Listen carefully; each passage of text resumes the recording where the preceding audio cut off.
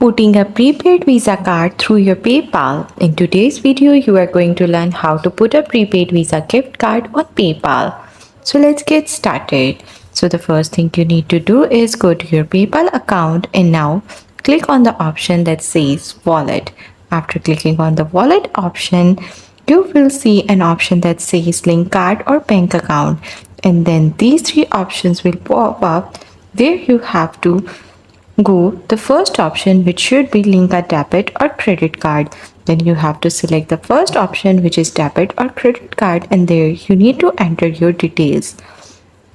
Now you will see that here you have to enter your details, your debit or credit card number, your card type, expiration date, security code, and billing interest.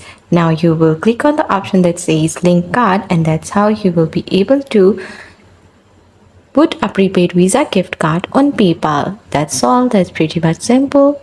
Don't forget to like and subscribe.